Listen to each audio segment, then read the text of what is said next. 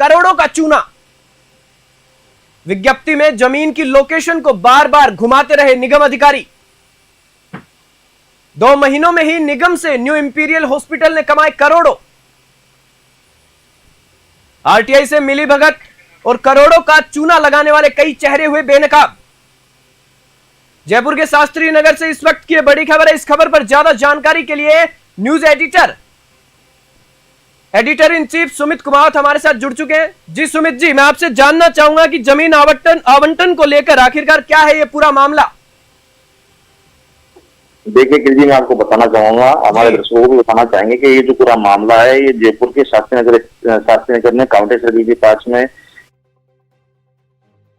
उसको लेकर के जुड़ा हुआ पूरा मामला है। वहां पे एक निजी हॉस्पिटल है जिसको पहले इंपीरियल के नाम से जाना जाता था, आज की तारीख में उसको नव इंपीरियल के नाम से जाना जाता है। इंपीरियल हो चाहे नव इंपीरियल हो या चाहे काउंटी सर्किल हो, ये जो जमीन थी ये जमीन खाली उन स्थानीय वासियों के लिए थी जो कि वहां पे अपना इलाज करा सके और एसएमएस का भार को भी कम किया जा सके जी। ये ऑप्शन से पूरा जुड़ा हुआ मामला। एक निजी हॉस्पिटल को जिस तरीके से जो आनंद फानन में या मिलीभगत करके जो जमीन का आवंटन किया गया है, ये पूरा खुल करके अब सामने आ चुका है कि किस तरीके से एक निजी संचालक को फायदा पहुंचाने के लिए पूरे निगम ने अपने नियम कायदे कानूनों को ताक में रख दिया।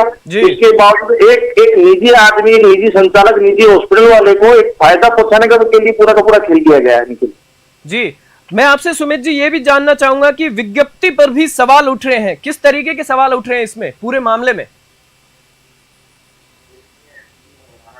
विज्ञप्ति को लेकर के जो सवाल उठे हैं वो विज्ञप्ति है कि 2 बार पहले एक 29/2/2024 को पहला एक निगम के द्वारा एक विज्ञप्ति जारी की जाती है जिसके अंदर लोकेशन बताई जाती है। इसकी जो लोकेशन होती है वो बताई जाती है आपको बनी पार्क विस्तार जी।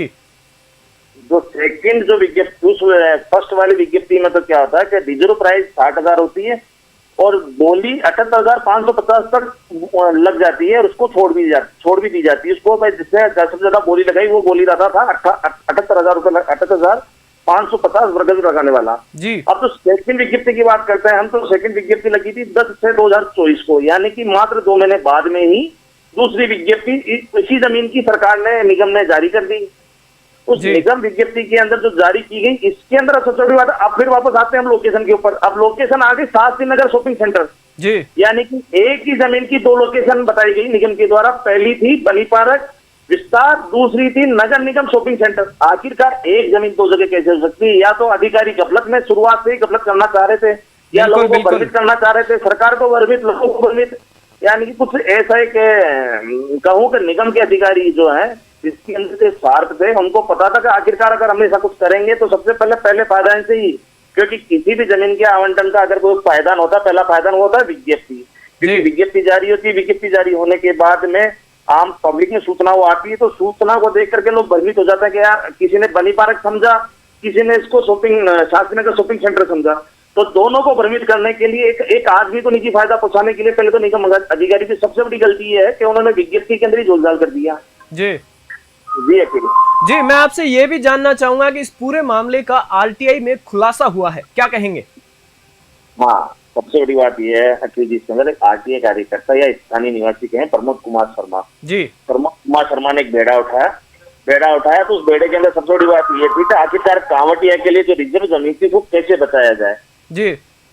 आप उस जमीन को बचाने के लिए जब पहली बार आरटीआई लगाई तो उसके अंदर ये जो खुलासे जो हम बता रहे हैं आपको, ये सारी की सारी जानकारियां आरटीआई से ही हमें निकल करके सामने आई है। 2 बार निगम ने विज्ञप्तियां जारी की, 2 बार लोकेशन चेंज की गई, और सबसे बड़ी बात एक और है इसके अंदर अखिल जी, ये जो जमीन रिजर्व थी ये कांवटिया अस्पताल के विस्तार के लिए रिजर्व थी जी।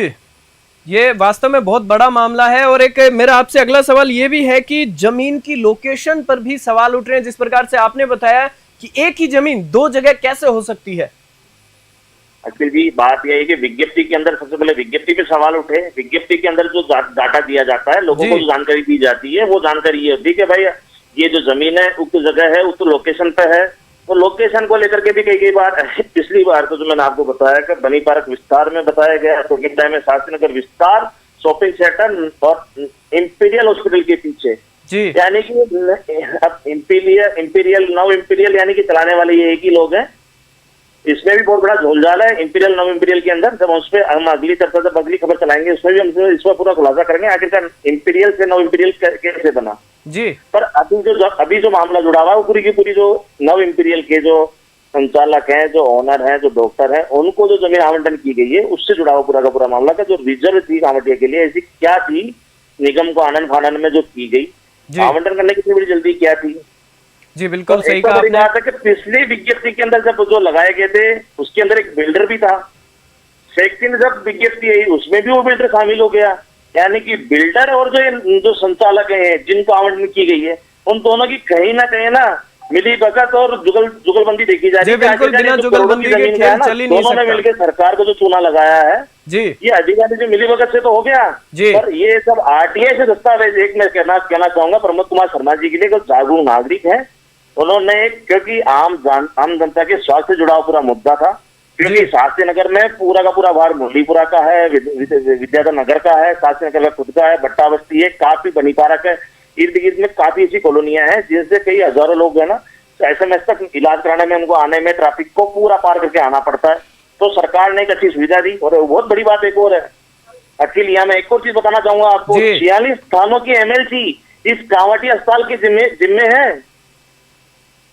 46 हाँ 46 थाने जो उसके अंतर्गत आते हैं, जो एमएलसी करवाने के लिए दूर दराज है, जयपुर के हरमाड़ा से आना हो या मैं कहूँ कारवाड़ से आना हो, मुरलीपुरा से आना हो या हरमाड़ा से है और दूरी से इधर लें अपन बगरू ले लें या जो भी है, इनको सबको कांवटिया आना पड़ता है एमएलसी करवाने के लिए। यानी कि जो पीड़ित होते हैं जिनके साथ घटनाएं हो जाती है, मारपीट होती है, मेडिकल करवाना होता है किसी भी केस से रिलेटेड, तो उसके लिए उन लोगों को कांवटिया आना पड़ता है। इसी के लिए सरकार ने पहले इसको रिजर्व करके रखा था कि भाई कहीं ना कहीं हमें।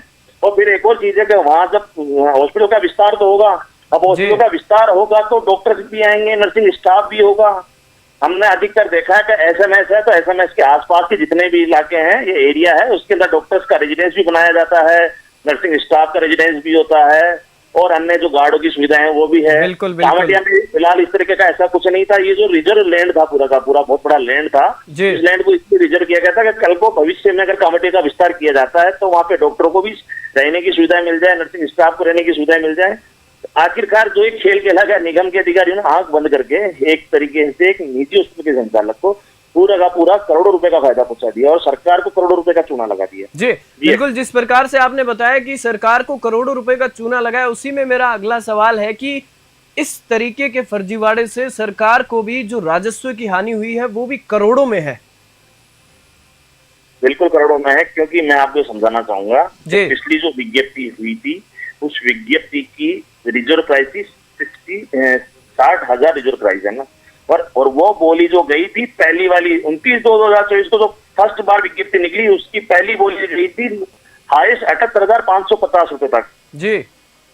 और अब जो सेकंड बोली लगी वो मात्र 60,600 पे ही कैसे सिमट करके रह गई। यानी कि ये जो 60,000 और 78,000 के बीच का गैप है ना, ये बहुत बड़ा गैप है, 18,000 रुपए पर गज का गैप है जी। बिल्कुल, और ये जो लैंड है इतना बड़ा जो गैप है, ये अगर इसकी कैलकुलेशन लगाई जाएगी तो करोड़ों से भी आगे जाके बहुत ज्यादा आगे निकलेगी। तो आखिरकार इतनी क्या आनंद भानन में नगर निगम के अधिकारियों को जरूरत पड़ गई थी कि 2 महीने के अंदर ही जो जमीन करोड़ों रुपए राजस्व का निगम को फायदा होने वाला था और करोड़ों रुपए का नुकसान करके एक निजी हॉस्पिटल के मालिक को फायदा पहुंचाने के लिए निगम ने आनंद फानन में। बहुत बड़ी बात एक और चीज बता रहा हूं मैं आपको अखिल जी के, जो आवंटन से जुड़ी हुई मूल पत्रावली की जो फाइल है जो हमारे सूत्र बता रहे हैं, जो आरटीए में भी निकल के आया कि आवंटन से जुड़ी हुई जो मूल पत्रावली की फाइल है वो आज ही निगम से गायब है। अब ये अपने आप में गायब है तो निगम से अगर वो गायब है फाइल तो आखिरकार वो फाइल है कहाँ? ना ही तो निगम ने आवंटन ये जो प्रक्रिया अपनाई थी उससे पहले उसका कोई तलाश पत्र जारी किया। अगर तलाश पत्र जारी करते या कोई किसी भी अधिकारी या संबंधित कर्मचारी के खिलाफ मुकदमा दर्ज कराते, ऐसा भी कुछ नहीं किया गया। आखिरकार फाइल है कहाँ ये विभाग को पता नहीं है। विभाग ने अपने ही स्तर के ऊपर बिना कार्यालय से मूल पत्रावली की जांच पड़ताल की है। जी बिल्कुल, जिस प्रकार से आपने बताया कि पत्रावली गायब होना, क्योंकि पत्रावली गायब होने की बात भी सामने आई है, सूत्र भी बता रहे हैं, विज्ञप्ति में भी झोलझाल है, तो सबसे बड़ा जो इसमें बात है, मैं आपसे आखिरी सवाल यही करना चाहूंगा कि जिस प्रकार से नगर निगम हेरिटेज में जमीन आवंटन से जुड़ा पूरा मामला है, तो इसमें अधिकारी है वो कार्रवाई अब जो उच्च अधिकारी है वो किसी प्रकार की कार्रवाई क्यों नहीं कर रहे हैं जब इतना बड़ा झोल हो गया है? तो देखिए अखिल जी, मैं बताऊं आपको, इतना बड़ा झोल था, ये आखिरकार अभी ही निकल के बाहर आया है जी। और है ना, ये काफी जब निकल के आया तो काफी लोगों में आक्रोश भी है। अब इतनी बड़ी गलती हो गई, लोगों को पता नहीं है, पूरी जानकारी नहीं है, सबसे बड़ी बात। अब जानकारी जैसे हमारे माध्यम से जा रही है या अन्य दूसरे मीडिया संस्थान उसके माध्यम से जा रही है जी। तो कहीं ना कहीं जो दबाव है, लोग जागरूक हुए हैं। अब जागरूक हुए हैं तो उसका रिजल्ट तो थोड़े समय बाद देखने को मिलेगा। पर मैं आपको फिर अपने चैनल के माध्यम से कहना चाहूंगा कि हमारे ऐसे एक आरटीआई कार्यकर्ता, एक तरीके से आरटीआई को ब्लैकमेलर के तौर पर देखा जाता है, लेकिन यानी कि एक आरटीआई कार्यकर्ता होता है, अगर वो कुछ उसकी नजरिया होता है, अगर किसी डिपार्टमेंट में होता है तो वो सीधा सीधा अधिकारी की नजर में होता है ब्लैकमेलर जी। ब्लैकमेलर होने के बावजूद है ना, अगर इस तरीके की चीजें बाहर निकल के नहीं आती है, अधिकारियों ने क्या एक मानसिकता अपनी बना ली है कि आरटीआई देनी नहीं है, आरटीआई देनी है तो उन लोगों को देनी, पिक एंड चूज वाला सिस्टम होता है। और जिस तरीके से मैं कहना चाहूंगा प्रमोद कुमार शर्मा जी को कि उन्होंने बहुत बड़ी लंबी लड़ाई लड़ी आरटीआई लेने के लिए, आरटीआई के अंदर जिस तरीके से उन्होंने स्टडी करी या जो चीजें निकल के बाहर आई, तो ये तो अपने आप में साफ तौर पर दिख रहा है कि आखिरकार 2 महीने में ऐसा क्या हो गया था नगर निगम के अंदर, जो इतना 18,000 रुपए के गैप का राजस्व का नुकसान करके उन्होंने इस जमीन को देने की उनको जरूरत आन पड़ी जी। अखिल जी देखो, कहीं ना कहीं एक ऐसा है, न्यू इंपीरियल हॉस्पिटल वाले हैं, उसको निजी तौर पे फायदा पहुंचाया गया है। अब फायदा तो ऐसा है, कोई ऐसे फ्री में तो पहुंचाता नहीं है। इसके लिए कहीं ना कहीं बहुत बड़ा तबका जो है निगम के अधिकारियों का वो इन्वॉल्व है। वो इन्वॉल्व होने के बाद उनके साथ मिले हुए हैं।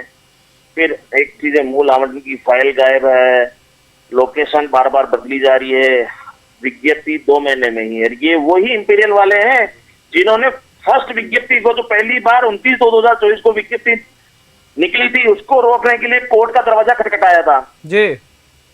तो अपने आप में देखो, ये पहले दिन से ही इनमें से नव इंपीरियल का क्लियर था कि इस जमीन को कैसे न कैसे मुझे हथियाना है, और उस हथियाने के लिए उन्होंने कोर्ट तक के दरवाजे खटखटाए।